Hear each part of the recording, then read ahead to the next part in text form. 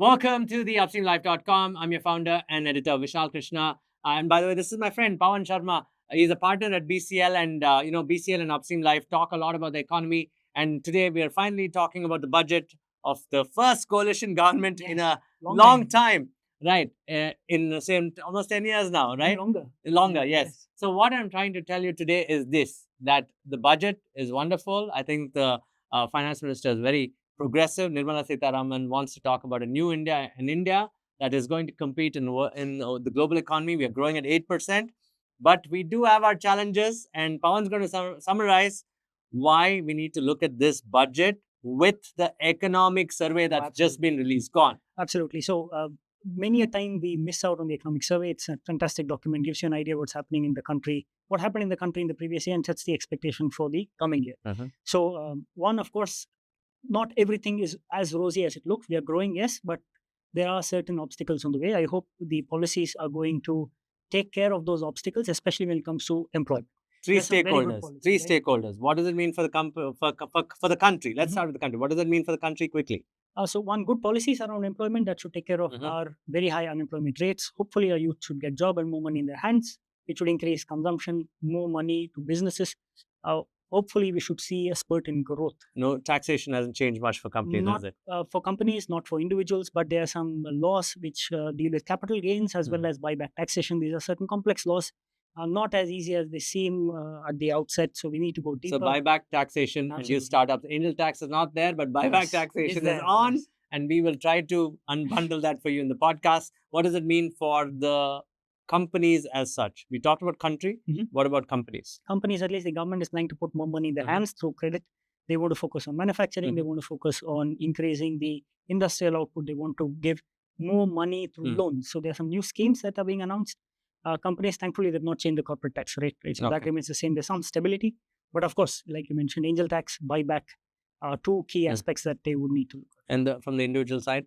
Individuals, not much change. We're hoping that they will put more money in the hands of individuals. Not much has changed except for a small modification when it comes to the new tax regime. The movement, of course, is from the old tax to the new tax regime, which the government believes is simpler, lesser deductions, makes calculations that much easier. Okay. This is a long introduction, but quickly, guys, we've also, in the economic survey, which we're going to put in the description, is also going to talk about China. We've talked about China finally, that we may be going back to working with them. Perhaps that's the recommendation, and that's going to be very interesting.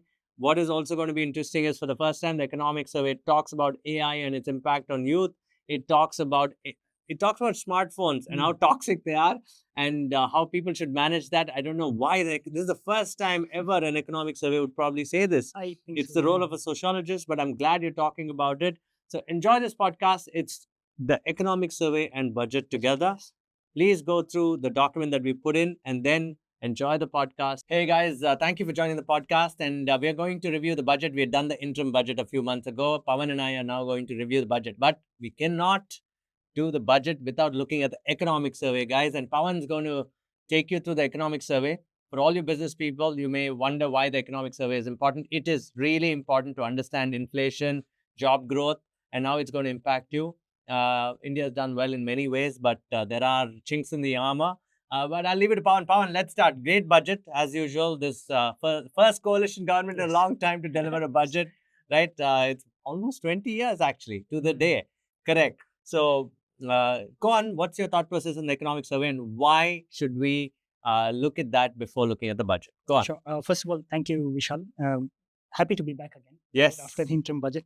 So the economic survey, of course, is important to understand the mood of the nation. It helps us understand the macro picture.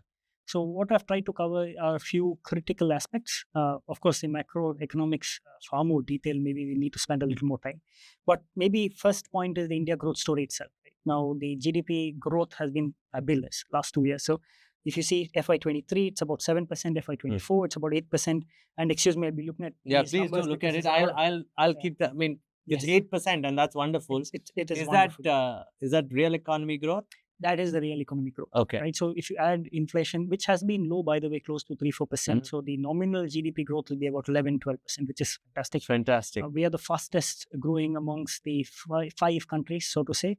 and The BRIC fast. countries? BRIC, as well as if you add the US, Mhm. if you add Japan, if you add the top 5 GDP countries by GDP, we are the fastest by So far. that's great then. It is great, absolutely. So what does that mean? Growing at 8% means more jobs because India is about jobs mostly, or is it good for business? Actually, both. But the fact is, where is the wealth being concentrated? Mhm. I remember we've had this conversation a few months ago too about wealth inequality. Correct. Of course, the country is growing, but the question is who is benefiting from that growth? Industries, of course, businesses will benefit from this growth. It is good. Hopefully, it should also add to jobs, which has been the thrust of the finance minister's speech today. Okay, you want to tell me what does the Sure. economic survey say about the India growth story? Sure. So, two things. While the growth has been fantastic last 2 years, the expectation this year is a little more realistic, so to say, right? And I'm not sure if it is hinting towards a slowdown in a sense, because they're saying the growth will drop to 6.5 to 7. While, of course, globally, there are agencies who are expecting us to do much better than this, right? But our own economic survey is saying it will be between 6.5 to 7%.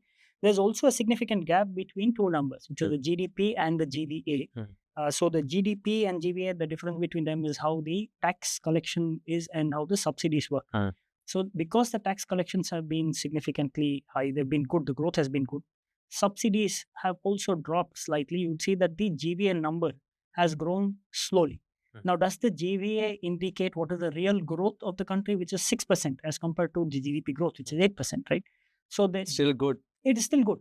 But what has happened is that the GDP growth rate expectation for this year is closer to the GVA growth rate. So it's interesting, but I feel it's a little more realistic, so to say. Okay, 6% is realistic. 6.5 to 7 is what they're saying. Okay. Of course, the world expects us to do much better. Okay. I hope we do much And better. they're doing that because of a consumption story. Consumption, yes. We are a large market, of course, right? And now they say that now is India's time. Okay. So we But should grow fast. again, I want to go into the manufacturing side. We'll get into it, but I want to talk about inflation quickly. Is it impacting every one of us? And I think India is trying to reduce its numbers in a way because of the geopolitical tension globally, right? America, whatever it's going through, everyone talks China plus, and there's recession in Europe, obviously. Is there some headwinds there? Yes, there's a very interesting paragraph in the economic survey about China. I will cover that shortly. What the economic survey is also saying, I will just read this out very quickly. Please. It says that between the last survey published in Jan 23 and this one, big changes are afoot in the geopolitical environment. The global backdrop for India's march towards Viksit Bharat 2047 could not be more different from what it was during the rise of China between 1980 and 2015. Globalization was at the cusp of long expansion. Geopolitics was largely calm, to your point about a lot of issues, at least today, what countries are facing. Geopolitics was calm because of the end of the Cold War. Western powers welcomed and encouraged the rise of China. We don't know if we are going to see that for India at this point. So climate change concerns and global warming were not so pervasive. And fourth, very importantly, the advent of AI casts a huge pall of uncertainty as to its impact on workers across all skill levels. This is amazing, the 4 points that you make. And to the audience, I'm going to put this as a PDF in the YouTube description, and they can check this out.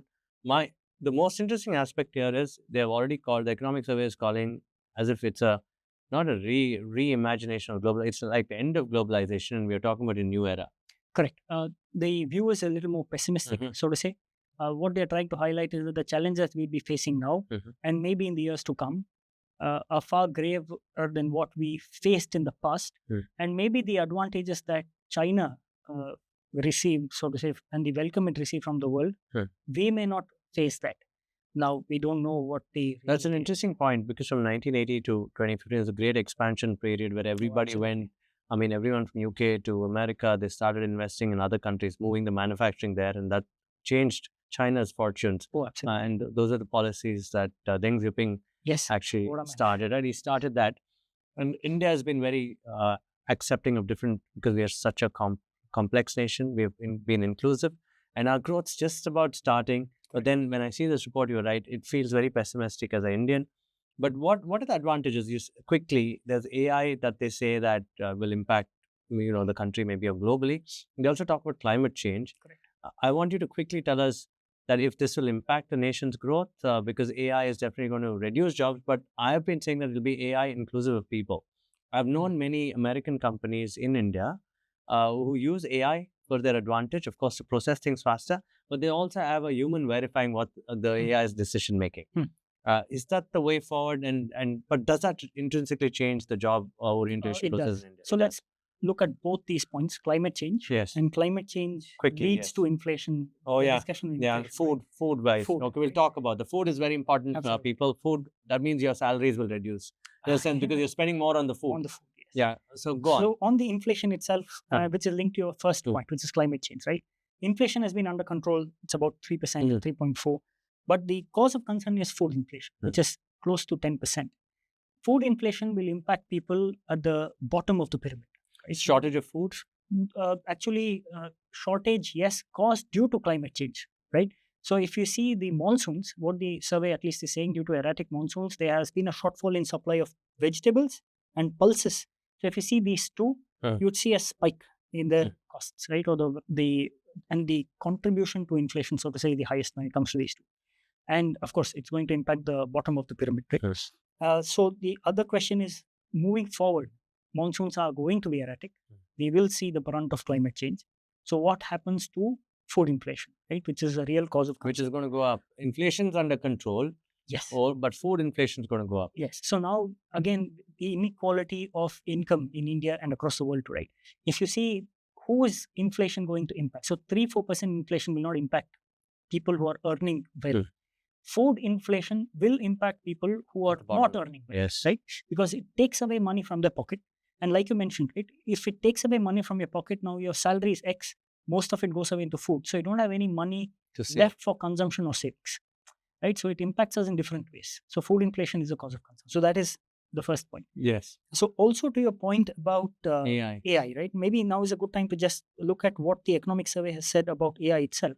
So what the government is expecting of the private sector is that India, at least today, this is not the right time for us to be investing heavily in AI.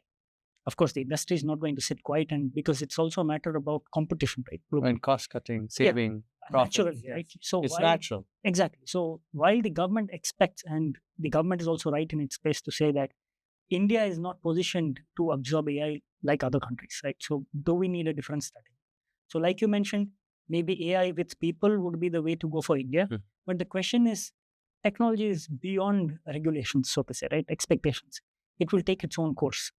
It will be interesting, also a bit scary to see how that's going to impact us in the next 3-4 years. It's interesting. We're still yet to get out of the budget already. We're trying to set this in context because everything that the government will do in the next 5 years starts now with the economic survey. Our growth, our supply of food, the way we grow as people with our savings. That's what we're trying to set in context of. Quickly, if you can tell me, but there's credit growth. Yes. And credit NPAs are falling in a way. NPAs are falling. And where is the credit growth happening? Quickly? Mostly at the personal loan space. So that's also because of digitization of the process. Finance space. Right? It's very easy to apply for loans and get these loans. And these loans are around housing loans or travel loans or one-time personal loans. So you're seeing a spike there. But again, the sad part is that the industrial credit is not increasing. So it's almost been stagnant.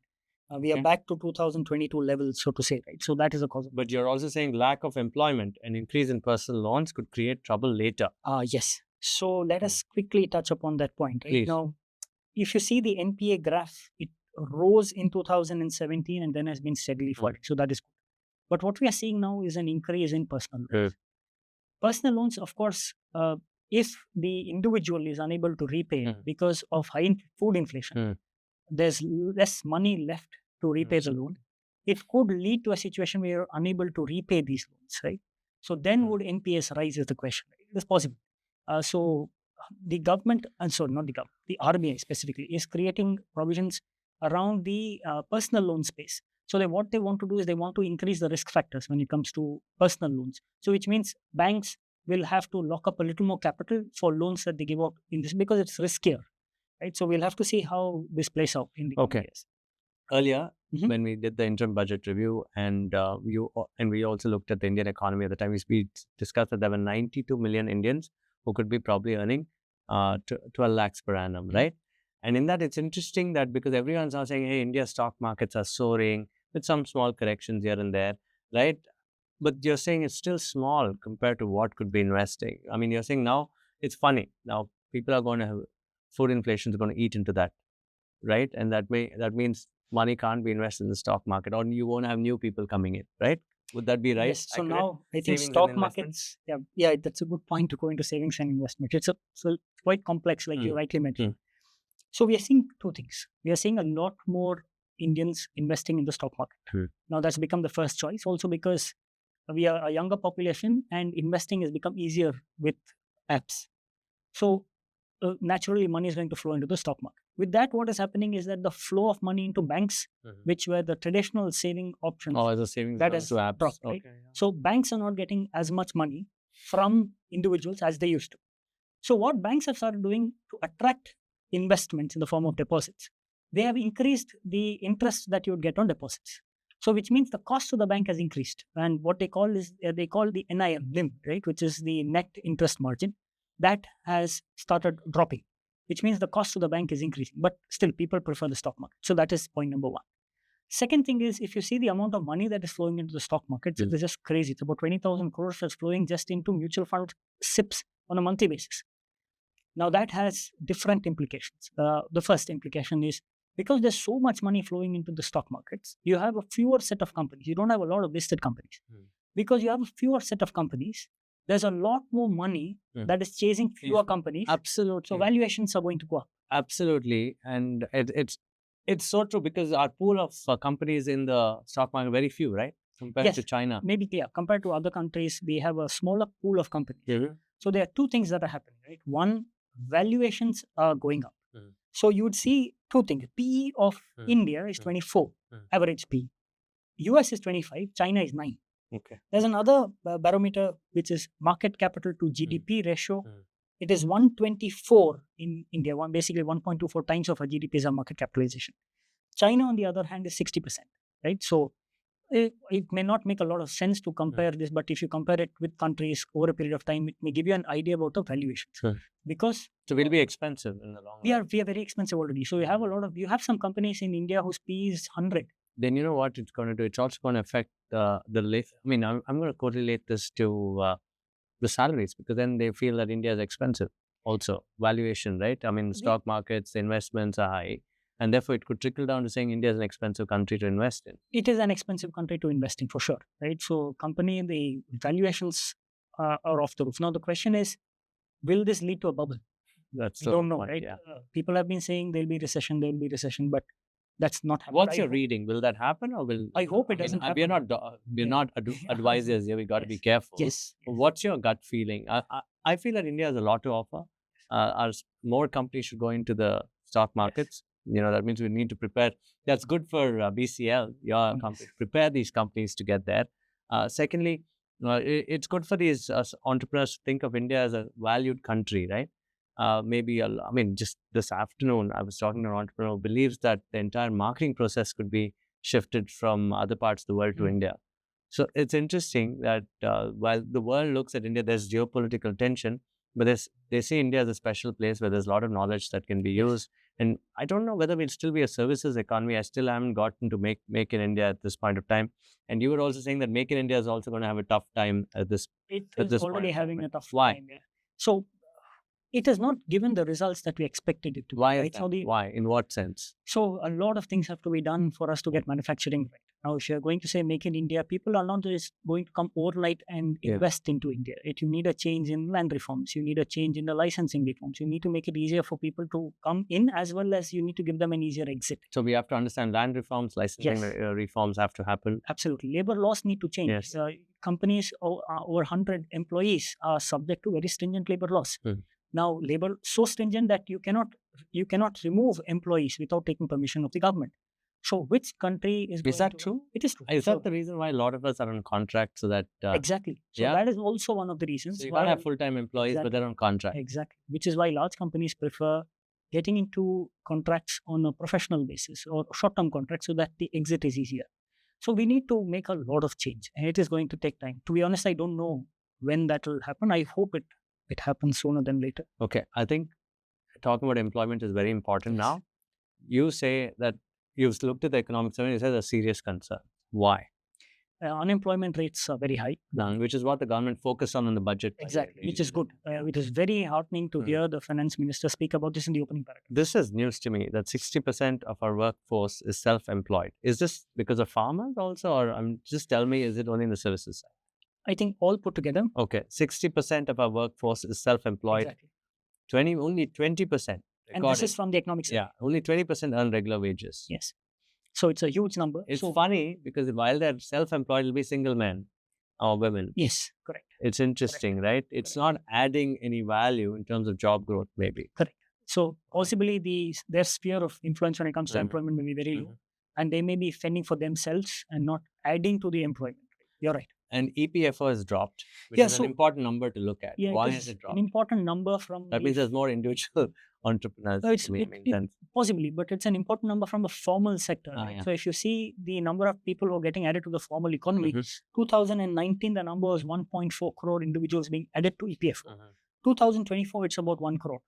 But the economic survey seems to be quite optimistic about employment. I don't know why. Maybe, we'll have to dig in a little more and find out what's happening. AI, there's food inflation, right? Climate change. And these are things that we need to seriously address as a nation. Perhaps set up committees like what they do in Germany to address, not just committees that action some item. Right? Okay. So I want to read out something, Pavan, and you should explain this to me. Please. So I'm going to read out what does it say about job creation, the economic survey, right? It is worth reiterating that the job creation happens mainly in the private sector, rightly so. Second, not all of the issues that influence economic growth, job creation and productivity and the actions to be taken therein are in the domain of state governments. So in other words, India needs a tripartite compact. What do you mean by that? In more than one respect, the action lies with the private sector. What do you mean by that? I'll be a bit guarded about my opinion about this, but it seems that the central government is now saying the responsibility of generating jobs is not only mine. It is up to the private sector. It's up to the state governments. And the three of us have to work together. So don't ask only it's central, state, and private. So don't ask questions to me alone. You need to ask questions. It's interesting. Now the state is saying that, look, I have done enough. Now it's important that the states understand their duties and responsibilities. And what kind of message does it send, though? So this is one, of course, like I said, maybe it's saying don't hold me responsible alone. And they're not wrong. I'll tell you why. Private sector, which is the next slide, right? If you see that. I saw that. Now it says that in terms of financial performance, corporate sector has never had it so good. And about 33,000 companies have been sampled. And it says in 3 years, the profits have quadrupled. And this happened because the government in 2019 reduced corporate tax rates in the hope that they will invest that money in employment. And the GDP to profits, the ratio is very high. Also increased. Right? Now the question is, naturally the government would expect, I'm giving you certain benefits. Why don't you invest that back into generating employment? They're right. Now all the cash that these companies are sitting on, so it says hiring and compensation growth has hardly kept up. But it is in the interest of the companies to step in and hire workers and increase their compensation. The growth in real wages has been negative for some part of 23-24, which means inflation is higher than the increments that you get in terms of salaries. The government is saying you're sitting on cash, I've given you the benefits. You need to part with that money so that people have money in their hands, because just tax cuts will not be sufficient to put money hands in the... So it's like almost saying a revenue share kind of a thing. Exactly. Yeah, it's a good thing. This has happened in the past in industrial Europe. Obviously, it led to World War II. In many ways, that's a different subject of history when we talk about history. But this has actually been floated in Germany, in the Weimar Republic. And you know what it led to afterwards. I mean, but that depends on the private sector to accept if it wants to get into this revenue share tripartite agreement with state center. And I hope someone clarifies that for us. Will companies be okay with doing a revenue share with government? It's taxes plus revenue share. That would be scary though, in a way, right? That means reduce the taxes and then we do revenue share. What works? You see, taxation is the easiest way to collect money and distribute. That's the simplest, right? Also, taxation is a social contract, right? Now, it's a contract between individuals, companies, and the government. Right. Government is taking responsibility to provide services, so to say. Infrastructure. Your safety. Security. Security, right? Sovereignty, protecting your rights. All of that, right? So, it's a service that the government provides. It will take care of the poor. It will make sure that your wealth is safe.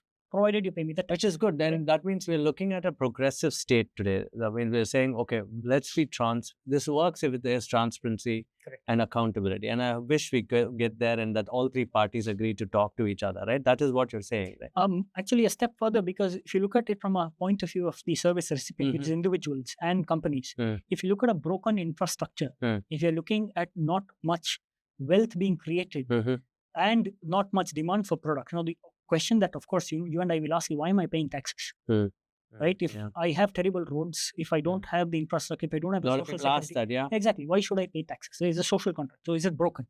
If the social contract is broken, now for the government to come back and say, no, I need a tripartite compact so that you can generate employment because I've given you benefits.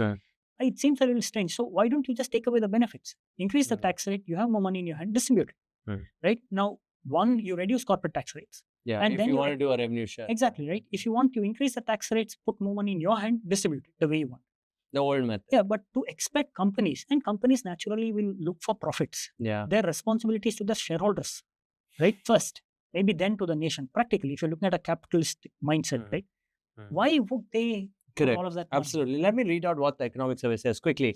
In this milieu, the corporate sector has a responsibility as much to itself as it has to society to think harder about ways AI will augment labor rather than displace workers, which is a great point.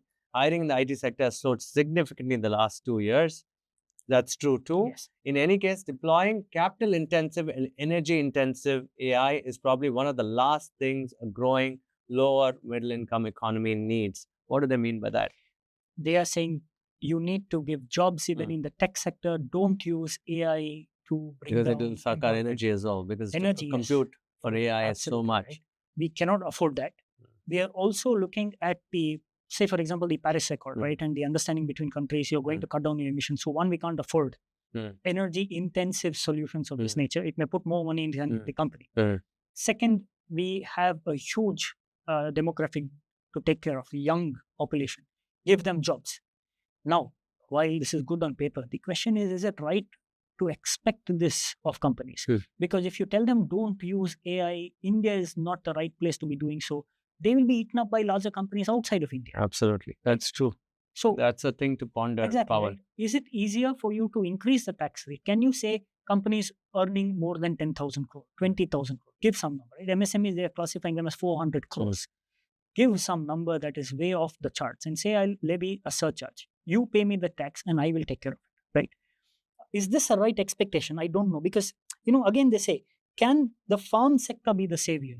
It's tough. Which is a very interesting question now. It is extremely tough. But now, are they hinting at the fact that you'll see a lot more people going back to agriculture? It's going to affect the education ecosystem because a lot of the rural people have come into the cities now, and there's a whole ancillary services built around food, consumption ecosystems. You're now saying engineers, I mean, it's strange that you belong to a farmer's family, but you're an engineer.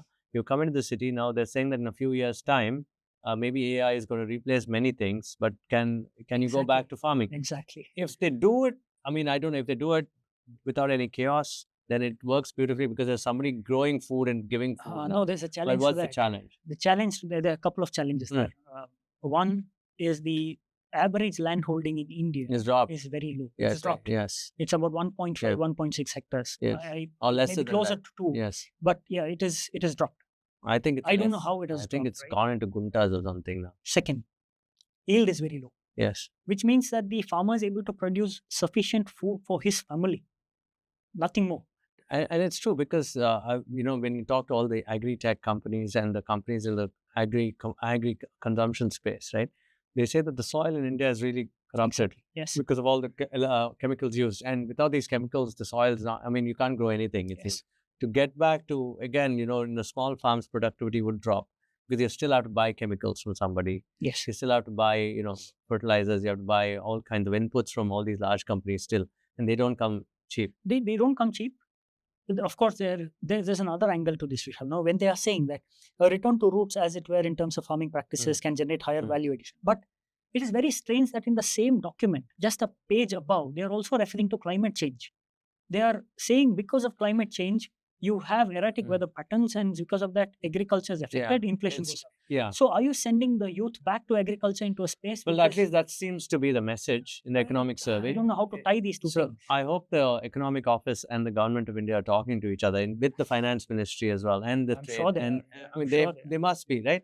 So anyway, I'm going to put this out, and because we still have to talk of the budget, we want to quickly talk about China, and Yes. I really need to cover that piece. By the way, if you're watching this, we want the Indian economy to grow, and therefore there's a view on China from the economic survey, and it is not our thought process, but it's the economic survey's thought process. You want to talk about China thing that they've said? Verbatim from the economic survey. Yes, very interesting statement. So will China +1 result in a total movement of trading relations away from China? This may not be the case. Take, for example, nations like Mexico, Vietnam, Taiwan, Korea, which were direct beneficiaries of the US trade diversion. Even while these nations increased their share of exports to the US, they also displayed a concomitant rise in Chinese FDI. Therefore, the world cannot completely look past China. This is India's now we economic are survey. basically saying that we have to go and So this is India's probably work economic with China. survey, right? Even as it pursues China +1. Now, the next paragraph is very interesting. India faces two choices to benefit from China +1 strategy. It can integrate into China's supply chain or promote FDI from China. What does this mean? This means we're back. Pre-COVID, COVID's now done.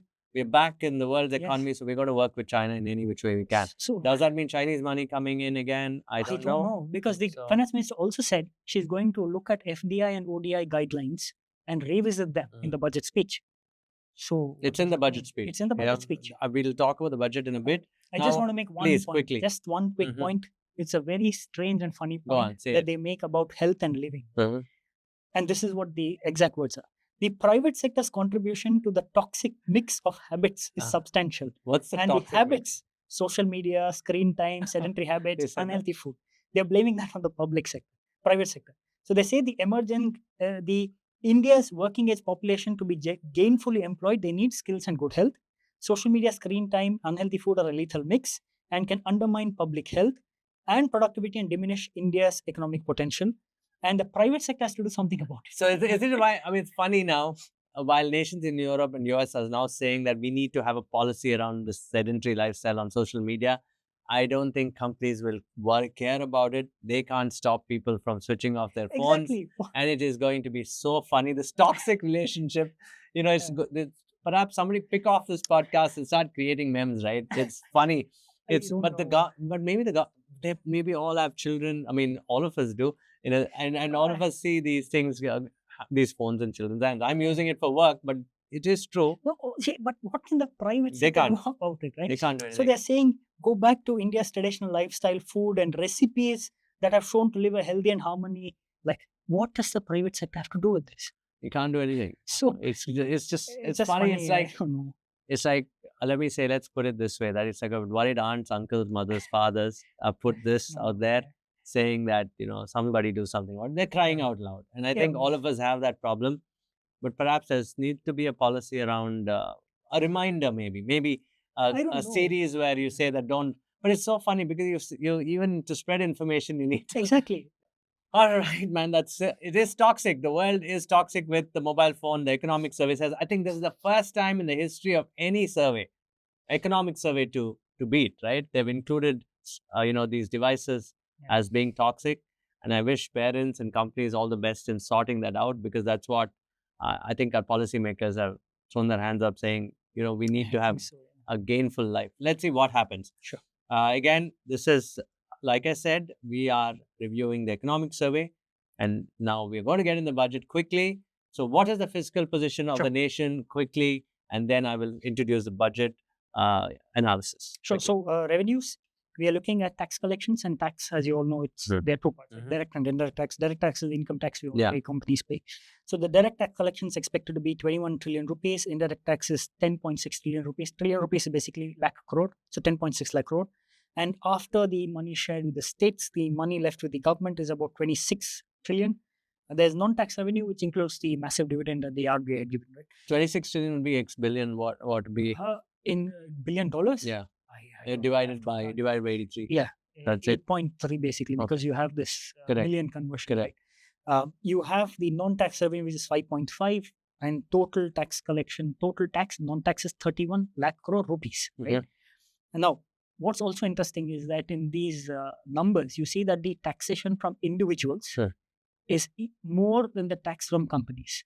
And this has been happening from 2019-20 onwards, where individual tax collections have overtaken corporate tax collection, which again points to the fact is that because individuals are paying more tax to the government, direct tax, right?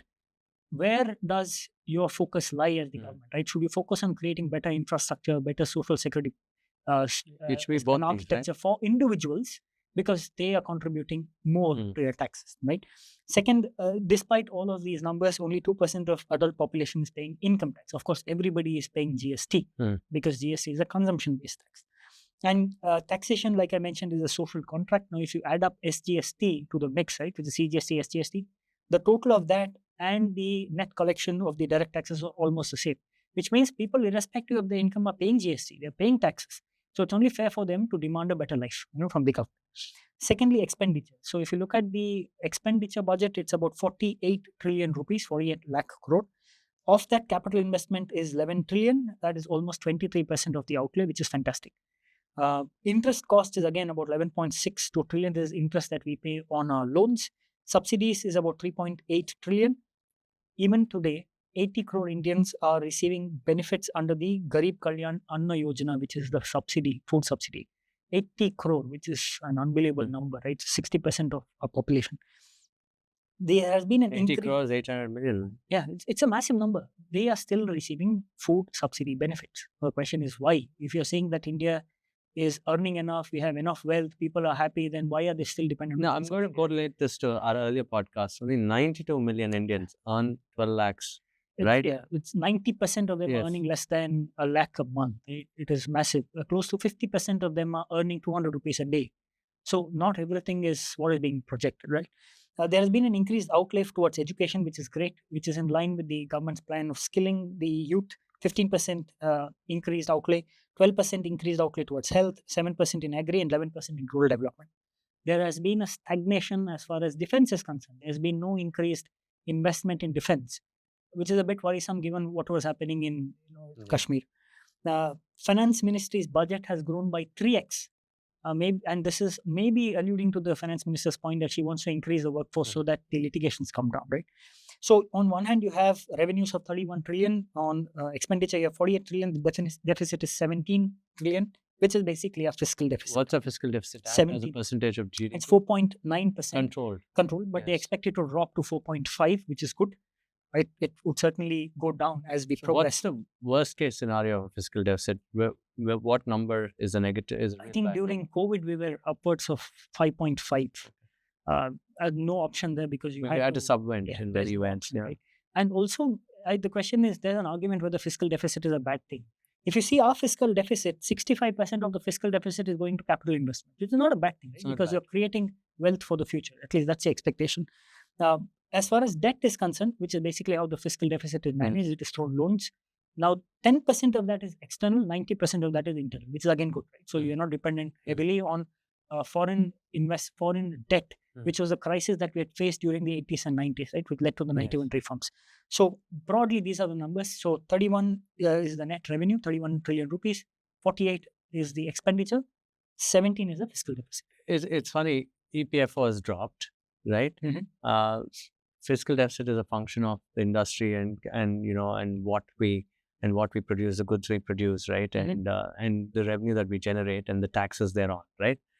That and compared to the minus the debts that we raise from abroad, and that's what comes up to fiscal deficit quickly. Yeah, but a fiscal deficit basically is the net income and gap between expenditure. Right? EPFO is more about the formal labor sector. Correct. It's a smaller fraction of the economy, so to say, right?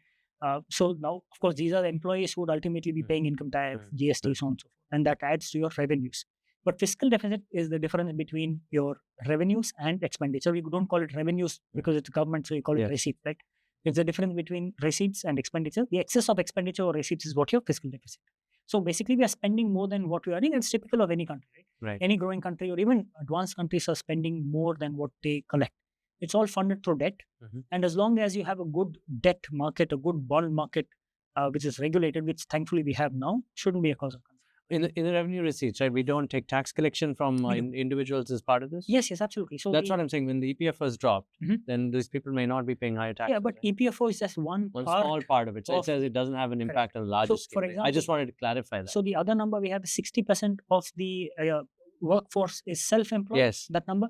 So the self-employed will also be paying some form of income tax. And you said that, right? People are Correct. paying tax regardless. Correct. Wow, interesting point you made. Okay, now let's get to the budget. Tax recommendations. And I think we could start with that, but I want to set the context. Sure. I think the finance minister, what Nirmala Sitharaman said was, we're going to focus on the 4 castes, and the 4 new castes for India would always be the Garib, which means poor, Mahilaye, which is women, Yuva, which means youth, and Annadata, who is the farmer, right? Those are the 4 major themes that she wants to address. These are the stakeholders in our country that are going to get the major benefits, right? And then she goes on to say, we want to have 9 sub-themes under these 4 larger topics. The 9 themes, I'll read it out. Productivity and resilience in agriculture, and that's the Annadata. Employment and skilling is the Yuva part. Inclusive human resource development and social justice, again, women Skilling, part probably, and skilling, and Yuva also. Manufacturing and services, urban development, energy security, infrastructure, innovation, R&D, next generation reforms. These are the 9 sub-themes. So where do you want to start? I know she started off with transforming agriculture, but let's start with incomes again. Okay? Sure. And what does that entail? Or let's start where you feel comfortable, because you understand the budget better than everyone in terms of the numbers. Sure. So maybe this would be a good time to speak about the policy recommendations. Yes, maybe please. then we get into the tax changes, Yes, right? please. So the first, as far as agriculture is concerned, the government wants to introduce seeds of a higher, which can give you a higher yield. Yields, yes, that's how she started. They have also said they would be creating something called the Bhu Aadhar, which is a land identification number. Hopefully that will help identify owners, as well as agricultural credit flow would be better, right? That's agree. Employment linked benefits, there are some 3 very good ideas that the finance minister has proposed. I hope it is implemented in the same spirit, right? The first, direct benefit transfer of up to 15,000 rupees to first time workers in the formal sector in 3 installments. So 5,000, 15,000 will be given to employees as a direct benefit transfer. If you're a new employee who's been added to the workforce, of course they mean formal sector, which means you should be part of the EPF, right? Anybody earning up to 1 lakh rupees will be eligible. So it is going to encourage businesses to hire new employees. EPFO linked incentive to both employer and employee in the manufacturing sector. With respect to first time employees, the government would be creating a scheme where they try and reimburse some costs that they incur on the EPFO. There's an employer and employee contribution. So mostly the employer contribution will be taken care of. All sectors, EPFO reimbursement of 3,000 rupees per month to employers for additional employment that is generated. When they say additional employment, it means any employee is earning a salary of up to 1 lakh. It's covered. Internship in top companies, they are providing a stipend of 5,000 rupees per month. Again, very interesting.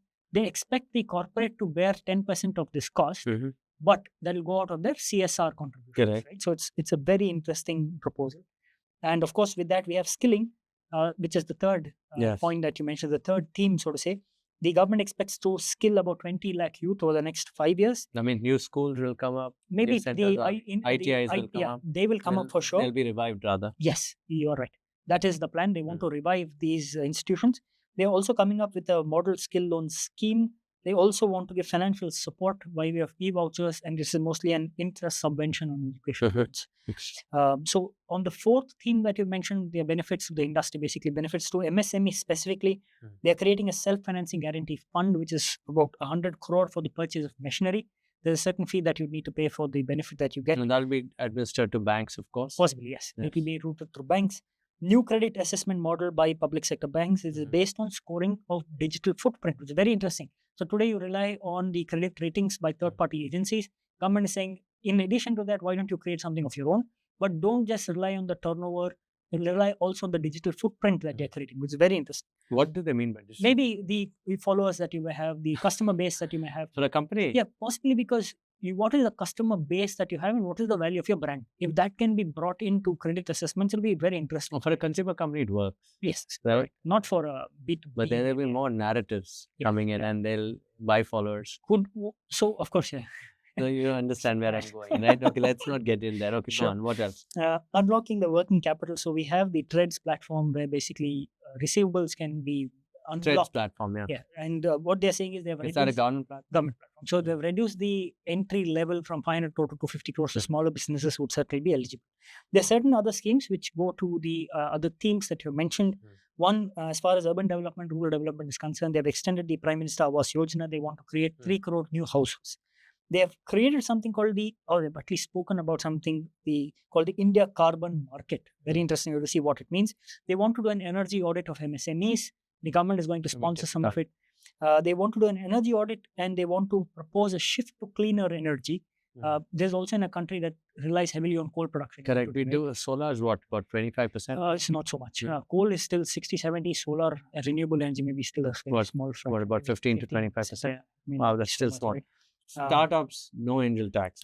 Oh yes, let us come to the tax proposal. I just want to finish 2 more points. Please. There's significant investment that will flow to Bihar and Andhra Pradesh, naturally. Partners, yeah. A lot of money is Partners going getting more money. to flow So there. guys Right? in Andhra and Bihar say thumbs up. Absolutely. It may also, they are also going to create corridors in Andhra and Telangana, Yeah. which will benefit Karnataka actually. I in hope many it ways, does. Because, I hope it does. anyway, those guys are going to come here, work here. it does. They have IT. I mean, it's going to help the economy I hope grow. I hope. They are creating a Bangalore-Hyderabad corridor. So I hope it benefits us. They are creating a venture capital fund for space economy. 1,000 crores is being set aside for that. Space economy. Yeah. And the Shram Suvidha portal is going to be revamped, which means that we will see relaxation of labor laws. We don't know, right? Which is good. Capital gains. Now let's come to the taxes. Yes, please. Individual taxation, nothing much. Nothing much. Yes. They've spoken much about it. There's a small change in the new regime. They want to push new regime because it's easier to manage. Tax slabs are going to increase from 3.6 to 3.7, which is a 5% tax slab. Standard deduction has been increased from 50,000 to 75,000. Okay. As far as corporate taxation is concerned, no change in corporate tax. Of course, foreign companies who come into India will benefit because the rates have reduced from 40 to 35%. Which is good for foreign investment. Good right? for all these tech investments in India, all these GCC. But mostly they set them up as subsidiaries, which are Indian domestic companies, not as branches or liaison offices, which are foreign companies. Right? I don't know how many of them are really going to benefit from this. So do you think the large consumer companies that set up plants? Oh, they're all subsidiaries. They're all Indian companies. They're owned, of course, by foreign companies, but they're Indian. So that's not going to be... They would be subject to Indian domestic company laws, right? Because they're Indian companies. So let's say when you say foreign companies, what do you mean? These are branch offices. So for example, you don't have to set up a full-fledged office, a full-fledged company as a subsidiary in India. You can set up a branch office. So it's an extension of your company, which was subject to 40% tax. It's now subject to 30%. But people still follow the subsidiary route then. Naturally, yeah. That's it. So that's that for that. Capital gains. Capital gains, buyback tax, significant change, and of course startups, right? So let us look at capital gains. Yeah. Significant change. Right? What they have done is they've changed the period of holding. Earlier we used to have 1 year, 2 years, and 3 years. It's basically used to determine whether it's a long-term or short-term capital. Yes, I agree. They have reduced to only 2 groups. 1 year, which is 12 months, 2 years, 24 months. The tax rates remain the same. Tax rates have changed too. Okay. So, one, as far as listed securities are concerned, the period of holding is 12 months, and listed securities are share bonds, units. Correct. Anything else is classified as a long term if you hold it beyond 2 years, which is 24 months. As far as short term capital gains are concerned, listed securities is 20%. It is up from 15%. As far as other assets are concerned, the rates remain the same. So, what about the mutual fund holders who exited 2 years? So, mutual funds beyond 2 years, of course, if it is listed, it will be classified as a long-term capital asset. Now, what is interesting is as far as long-term capital gains, they have increased the tax rate from 10% to 12.5%. Yes. For these kind of assets, which are securities, they have reduced the rate from 20% to 12.5% for assets that are not financial securities, land, bullion. They've gone down from 20 to 12.5%. So more gold buying, more land. Now. Yeah, and maybe even private unlisted securities, right? And the rate has dropped. But you no longer get the benefit of indexation. So the benefit... You want to explain that a bit? So indexation is similar to the application of inflation on cost. So if you purchased land in the year 2005, its value today in cost terms, of course, will not be the same. So the government has an index. They apply that index so that the value, say you purchased the land at 5 lakh, they apply that index and the cost for tax calculation is say 15 lakh. You have sold it for 25 lakh, so you end up paying tax on 25 lakh minus 15 lakh. The tax rate that you used to pay was 20%. Now the government is saying, I'll not give you the benefit of indexation. But since land is a state subject, and you're... But it is a state subject as far as stamp duty is concerned. This is capital gains, which is part of income tax, which is a central subject. Correct. So what they're saying is, I will not give you, I'm changing the way I calculate taxes, right? So I'll reduce the tax rate. Now, what has happened? There are two things that have happened. One, they have created this provision with immediate effect. Now, just think of people who are registering land, who are sub-register offices whose deals have been closed, but who are registering the property tomorrow. Their tax effective is going to change. It's effective tomorrow. So how much is it now? It is now 12.5%, excluding indexation, which means for real estate transactions, this could be a huge hit. So I don't know what the addition is 10 to 12.5, right? It was 20, but it's dropped to 12.5. Yes. But the problem is that you're not giving them the benefit of indexation, which is extremely valuable when it comes to land or real estate transactions. So, and this is effective immediate. So it's not that they've given them time. So if, for example, if the sub-registrar did not give you an appointment today, asked you to come tomorrow, you might end up paying higher taxes. But this is good for investments in startups, because investors will benefit from the lower rate of tax, because in any case, they were not getting a large benefit due to indexation, right? Okay. So it will certainly help investments into unlisted securities because the rates have dropped. It will benefit investors. So there's more money that will come into startups. It will more money in the hands of investors who are investing in startups, but people who are investing in real estate, maybe lesser money. Although it's dropped to 12.5. Although it has dropped to 12. So it's because of the stamp duty side. It is because of the indexation. They Indexation. removed the indexation benefit. Okay. There was an indexation benefit. There was an indexation benefit, right? So that has gone. That also means I haven't bought any land, so I don't know. I really don't know how this works. Yeah, so it's basically the calculation of capital gains. Okay. Now, my other thought process is, would this lead to a parallel economy as far as land transactions are concerned? Because one, would you be comfortable disclosing the full value? You should. But nobody does. Yeah. Would people? Nobody's ever done it. Exactly. Right. Now, would this law encourage them to disclose the full value because you're going to pay a higher tax? Right. So we don't know how it will play out. Okay. And startups. Your angel tax. Angel tax finally is gone, right? It is good. But it's not just gone for startups, it's just gone. They've deleted that. Deleted in the sense they're saying that the provision is no longer applicable. And the sale of a startup equity would be what? That is the 12.5 LPCG, provided as long term. Naturally, investors would want to hold the shares for. What's a buyback taxation now? Oh, that is a very complex law that has been introduced now. So buyback is a process by which the companies can basically redeem the capital and they can pay back, and they reduce the number of shares that are outstanding. It is a way by which companies are also able to release the cash that they have in the system.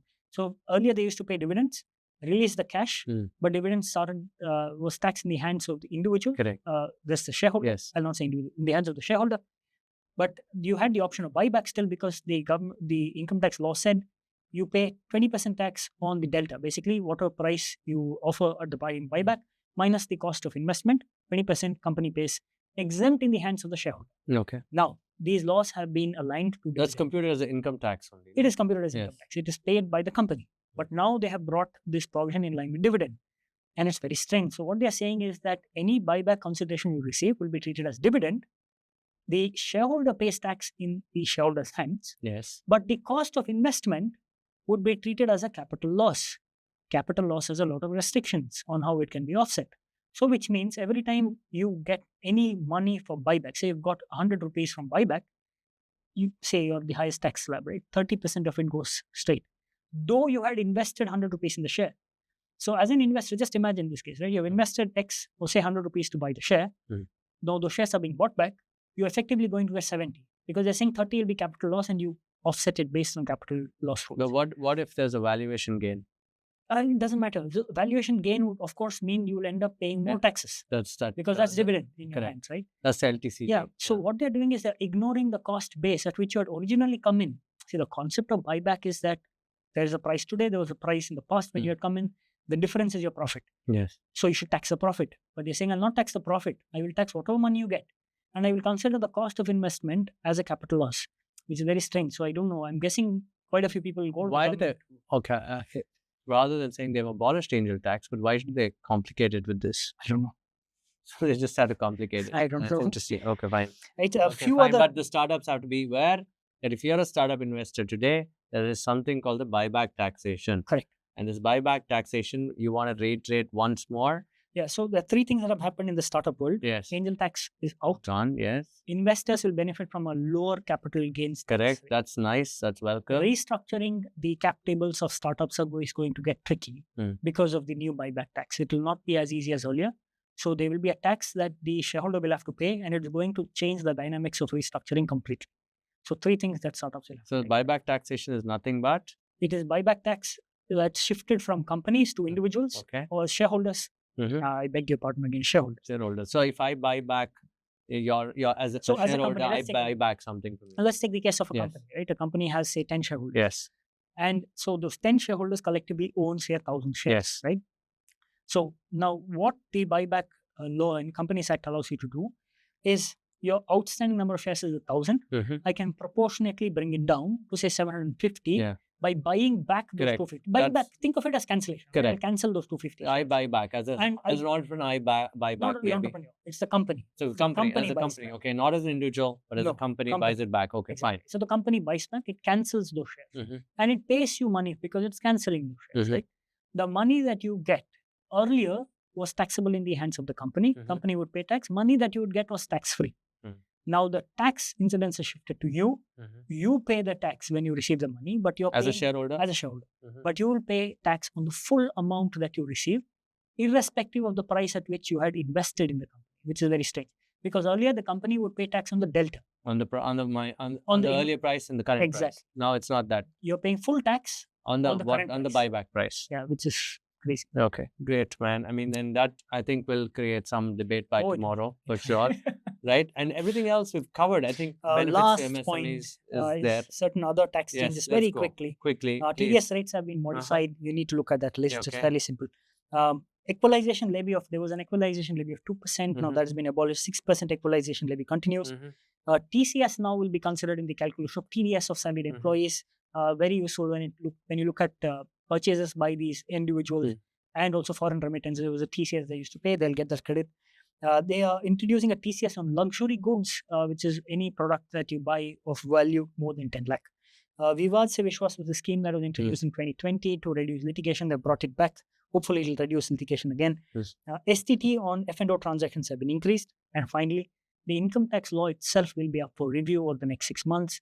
The finance minister wants to simplify the law. So we may see a new version of income tax next year. Okay, but on a company level, I'll tell you one thing. I think all companies should come to our studio and talk about what they think about income tax and professional tax and whatnot, right? Yes. And corporate tax. More importantly, here's a man who could solve puzzles for you.